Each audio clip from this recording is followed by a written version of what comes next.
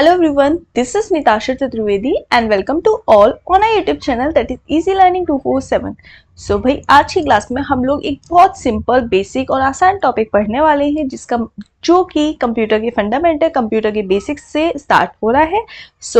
Computer क्या होता है? कंप्यूटर एक प्रोग्रामिंग डिवाइस है जो कि एक इलेक्ट्रॉनिक डिवाइस, ये सभी जानते हैं। तो कंप्यूटर बेसिकली क्या है? Programming device. अब प्रोग्राम की बात की जाए तो प्रोग्राम क्या होता है भाई? Set of instruction.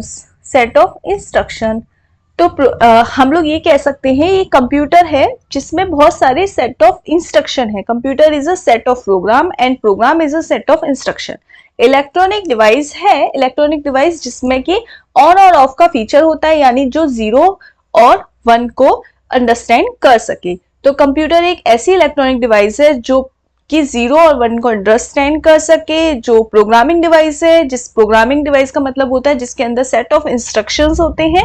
इसका मतलब बात की जाए तो इसका मतलब होता है, देखो, under the control of instructions, जिसके अंदर कंट्रोल ऑफ इंस्ट्रक्शन होते हैं, स्टोरिंग के लिए मेमोरी होती है। अब जो इंस्ट्रक्शन होंगे उसको स्पेस के लिए यानी उसको स्टोर के लिए मेमोरी की भी रिक्वायरमेंट है। अगर हम कोई भी प्रोग्राम पर वर्क कर रहे हैं, कोई भी इंस्ट्रक्शन है कंप्यूटर के अंदर, एक सिंगल डेटा है, चाहे वो इनपुट हो चाहे वो आउटपुट हो, उसको स्टोर करने के लिए मेमोरी की रिक्वायरमेंट होती है जो हमारे इनपुट को एक्सेप्ट कर सके और डेटा को प्रोसेस करे। जो क्या करे? इनपुट को एक्सेप्ट करे और डेटा को प्रोसेस करे। Produce information as a output, store information for future use. Simple सा मीनिंग अगर हम कंप्यूटर की एक नॉर्मल डेफिनेशन की बात की जाए, नॉर्मल कंप्यूटर की अगर कोई पूछे आपसे कभी भी कि कंप्यूटर होता क्या है, तो कंप्यूटर एक ऐसी इलेक्ट्रॉनिक डिवाइस है जो कि इंस्ट्रक्शन को कंट्रोल करती है, मेमोरी को स्टोर करती है, डेटा को एक्सेप्ट करती है एज अ इनपुट और उसको प्रोसेस करके फर्दर यूज के लिए स्टोर करती है और हमें आउटपुट प्रोड्यूस करती है। यानी जिसके अंदर इनपुट डेटा को एक्सेप्ट करने की क्वालिटी हो, यानी वो इनपुट डेटा को एज अ इनपुट एक्सेप्ट करे, उसके बाद प्रोसेस करे और स्टोर करे और आउटपुट को प्रोड्यूस करे। जो भी हमारा आउटपुट है, इंफॉर्मेशन है, उसको प्रोड्यूस करे।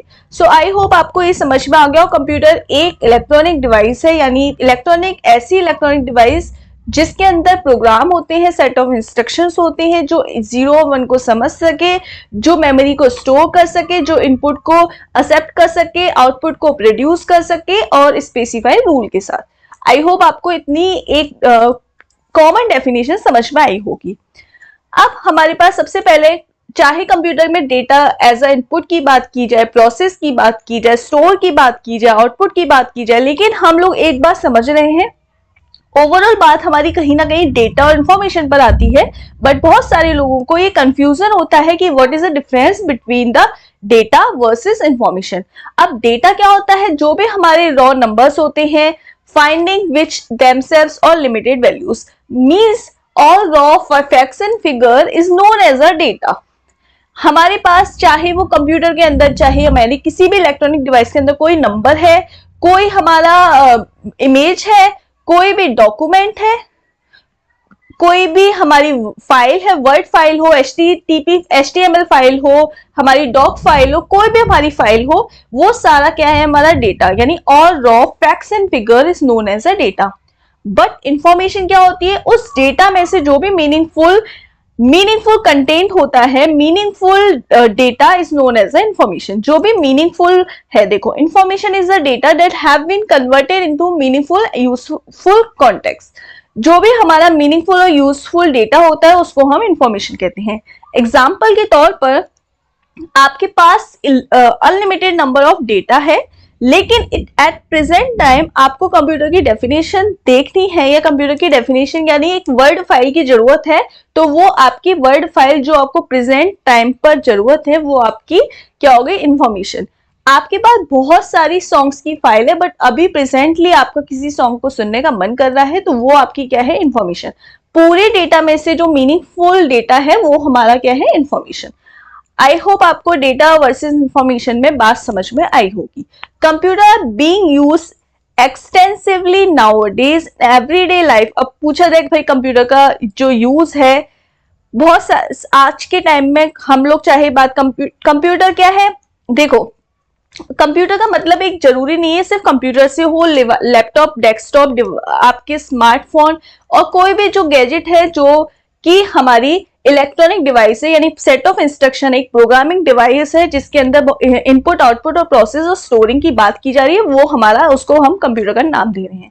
आज के टाइम में हम लोग चाहे गैजेट हो, लैपटॉप हो, स्मार्टफोन हो, टैबलेट हो, पीसी हो, सबके पास इसमें से कुछ ना कुछ होगा। तो हम आज के टाइम में ये सारी चीजें यूज कर रहे हैं।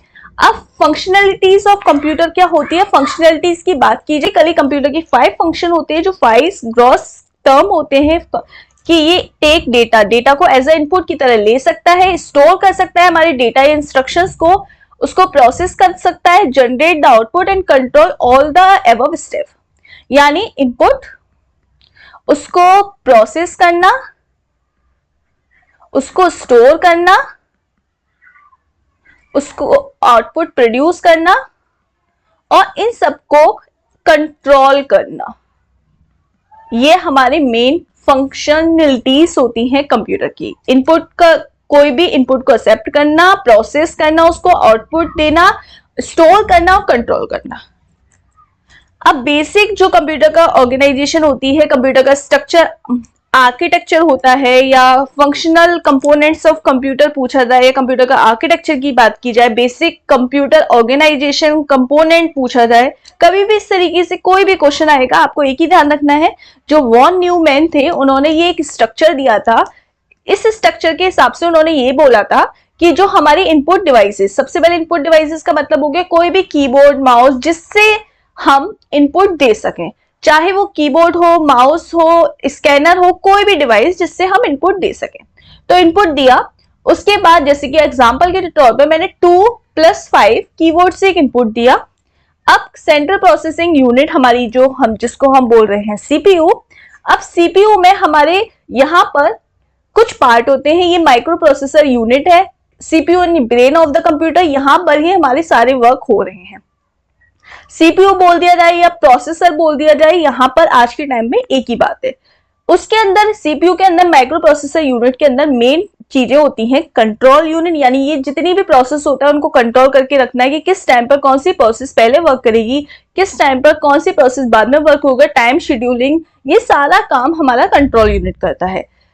अरिथमेटिक लॉजिक यूनिट, यहाँ पर हमारे ALU, यहाँ पर हमारे जितने भी अरिथमेटिक लॉजिकल ऑपरेशन है, चाहे वो addition, subtraction, multiplication, greater than, lesser than, जितने भी एंड और एक्सॉर, जितने भी हमारी अरिथमेटिक या लॉजिकल ऑपरेशन है वो हमारे यहाँ पर परफॉर्म होते हैं।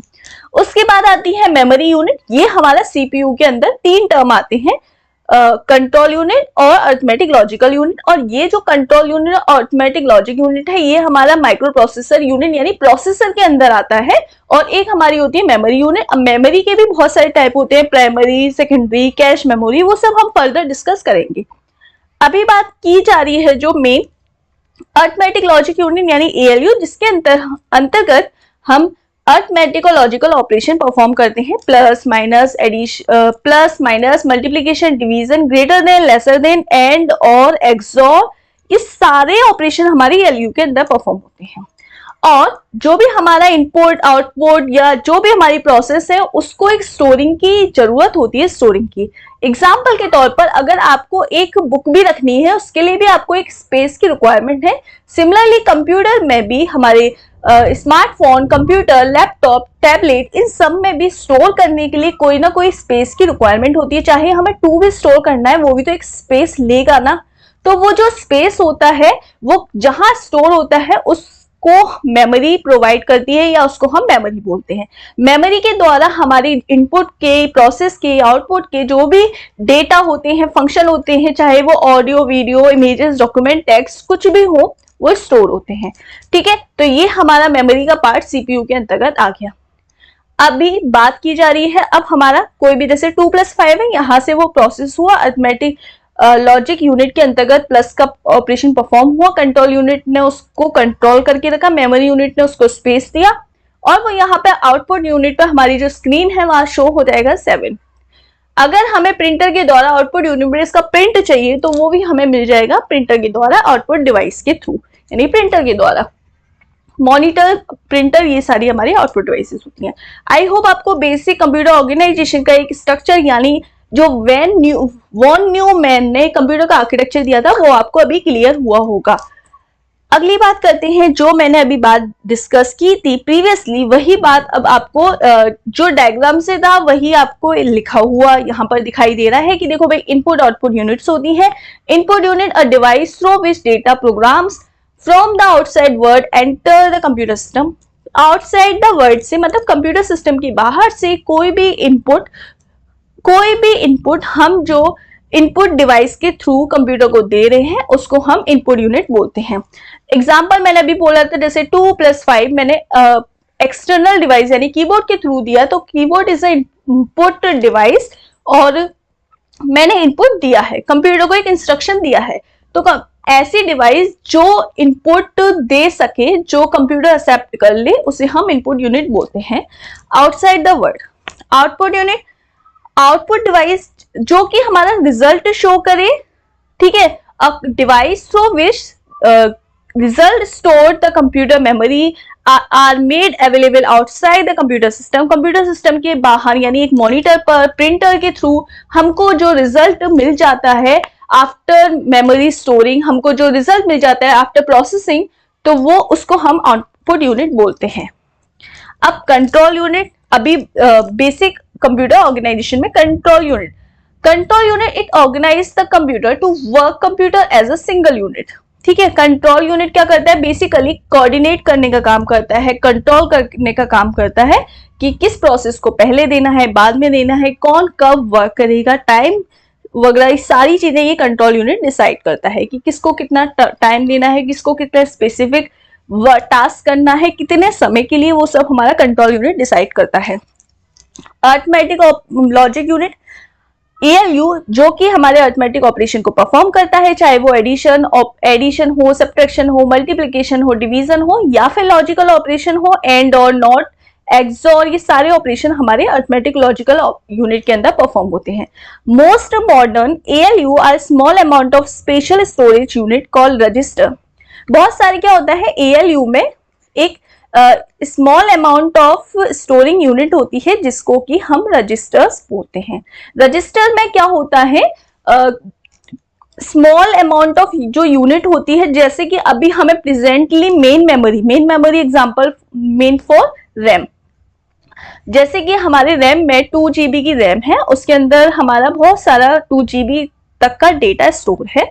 और ALU में जैसे मैंने को अभी 2+3 करना है, तो अभी जो मेरे को ऑपरेशन परफॉर्म करना है वो मेरा क्या हो जाएगा, रजिस्टर में स्टोर हो जाएगा, ठीक है। तो रजिस्टर के थ्रू क्या होता है, एक्सेस फास्टर हो सकता है। मेन मेमोरी से हम एक्सेस, अभी जो प्रेजेंट वर्क करना है वो यहाँ पर रजिस्टर में स्टोर हो जाता है। मेमोरी क्या होता है, collection of cell, each unique physical address, most common byte addresses. Cell call memory में क्या होता है, जैसे कि हमारी यहाँ पर आप देख सकते हैं, जैसे 10101010, ये सब मेरी जो मेरी ये स्टोर है, इस 0 एड्रेसिंग पे, 1 एड्रेसिंग पे, 2 एड्रेसिंग में, 3 एड्रेसिंग में, यानी बिट की पोजीशन है और यहाँ पर मेरा ये स्टोर हुआ है। अगर मुझे 0 1 0 1 1 1 इसको मेरे को स्टोर करना है, तो ये 0 addressing, 1 addressing, 2 addressing, 3 addressing, 4 addressing, 5 addressing पर स्टोर हो जाएगा। इस तरीके से एड्रेसिंग के थ्रू हमारा जो बिट पोजीशन है, बिट पोजीशन यानी एड्रेसिंग है एक तरह से। अगली बात कर लेते हैं बेसिक कंप्यूटर ऑर्गेनाइजेशन। यहाँ पर बेसिक कंप्यूटर ऑर्गेनाइजेशन क्या होती है, यहाँ पर बात की जा रही है मेमोरी यूनिट्स की। तो मेमोरी यूनिट यहाँ पर मेन टाइप की आपको बताई गई है। बिट, निबल, सबसे स्मॉलेस्ट यूनिट जो हमारी होती है वो होती है बिट, जिसके अंदर हमारे 0 1 एक सिंगल बिट 0 या 1 होती है। अगर बात की जाए बिट से एक बड़ी, तो वो होती है निबल। निबल में एक निबल बराबर होता है 4 bits. 1 nibble is equal to होता है 4 बिट्स। उससे बड़ी होती है बाइट, या बाइट को हम ऑक्टेट भी बोलते हैं, क्योंकि ऑक्टेट इसीलिए बोलते हैं क्योंकि 1 byte is equal to 8 bits होता है। दैट्स अ रीजन हम इसको ऑक्टेट बोलते हैं। अब और इसको शो करते हैं बी से। अब बात आती है किलोबाइट की। किलोबाइट का मतलब केबी, और इसको देखो हम केबी से शो करते हैं। 1 केबी बराबर होता है 1024 बाइट्स।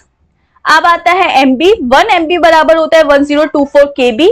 अब होता है जीबी यानी गीगाबाइट, तो 1 जीबी बराबर होता है 1024 एमबी। अब आता है टेराबाइट, तो 1 terabyte is equal to 1024 GB. 1 petabyte यानी पीबी, 1 पेटाबाइट होता है 1024 टीबी। 1 एक्साबाइट होता है 1024 पीबी, और 1 जेटाबाइट होता है 1024 एक्साबाइट ईबी, और 1 योटाबाइट होता है 1024 जेडबी। आप समझ रहे होंगे। अभी वाईटी, अभी जो हम प्रेजेंटली यूज कर रहे हैं वो टेराबिट तक यूज कर रहे हैं अपने कंप्यूटर में, 1 टीबी 2 टीबी तक का हम यूज कर रहे हैं अभी। और जीबी और एमबी आप मोस्ट कॉमनली यूज करते रहते हैं केबी, ठीक है। तो सबसे आपको मेन ये याद रखना है, सबसे स्मॉलेस्ट यूनिट होती है मेमोरी की बिट, उससे बड़ी होती है निबल, और सबसे बड़ी होती है लार्जेस्ट। अभी हम प्रेजेंटली टेराबाइट यूज कर रहे हैं, गीगाबाइट मेगाबाइट ज्यादातर यूज हो रहा है। सबसे बड़ी होती है yottabyte, that is YB. I hope आपको इतना समझ में आया होगा। अब बेसिक कंप्यूटर ऑर्गेनाइजेशन के अंदर हम मेमोरी की ही बात कर लेते हैं। तो मेमोरी में हम पढ़ रहे हैं, अब कंपैरिजन आता है, एक आती है रैम, एक होती है रोम। सो इनका डिफरेंस भी पढ़ लेते हैं। तो रैम मतलब रैंडम एक्सेस मेमोरी, और रोम मतलब रीड ओनली मेमोरी।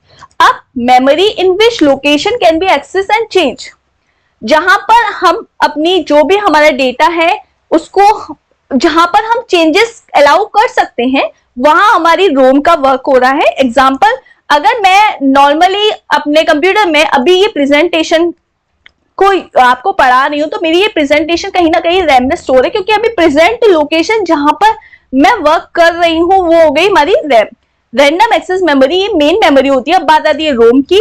तो रोम क्या होती है, each location can access but not change. देखो रैम में क्या होता है, हम रीड भी कर सकते हैं और राइट भी कर सकते हैं, बट रोम में क्या है, हम सिर्फ और सिर्फ रीड कर सकते हैं इंस्ट्रक्शन को, राइट तो बिल्कुल भी नहीं कर सकते। अगर हम कंप्यूटर के ऑन और ऑफ की बात की जाए, बूटिंग की बात की जाए, जहां पर सिर्फ और सिर्फ रीड का काम होता है, उसका टाइम में हम रोम का यूज करते हैं। मतलब अगर मुझे अभी मैं प्रेजेंटली नोटपैड पे वर्क कर रही हूँ, तो नोटपैड पर अभी मैं वर्क कर रही हूँ ना, तो मेरा कहीं ना कहीं वो रैम में स्टोर है। जो प्रेजेंट काम कर रही हूँ वो कहीं ना कहीं मेरा रैम में स्टोर है, जहां पर मैं रीड भी कर सकती हूँ, इंस्ट्रक्शन को राइट भी कर सकती हूँ। लेकिन अगर बात की जाए कि अगर मुझे सिर्फ और सिर्फ रीड करना है, राइट नहीं करना है, तो वहां पे रोम का यूज करती हूँ। अगर कंप्यूटर को ऑन ऑफ करने की बात की जाए, बूटिंग की बात की जाए, वहां पर रोम का यूज होता है। अब नेक्स्ट सेकेंडरी स्टोरेज डिवाइस के बारे में, बाकी मेमोरी के बारे में हम नेक्स्ट क्लास में डिस्कस करेंगे। आई होप आज की क्लास आपको अच्छी लगी होगी। तो ऐसे ही मेरे साथ जुड़े रहिए, और अभी आप चैनल पर नए हैं तो लाइक शेयर सब्सक्राइब करना बिल्कुल ना भूलें। हम लोग बेसिक से कंप्यूटर की सारी इंफॉर्मेशन आपको देंगे, पाइथन, एसक्यूएल, सारी चीजें आपको इस चैनल के थ्रू मिल जाएंगी, और आप प्रीवियस वीडियो भी देख सकते हैं। So thank you very much, मिलते हैं नेक्स्ट क्लास में, तब तक के लिए bye bye, have a nice day.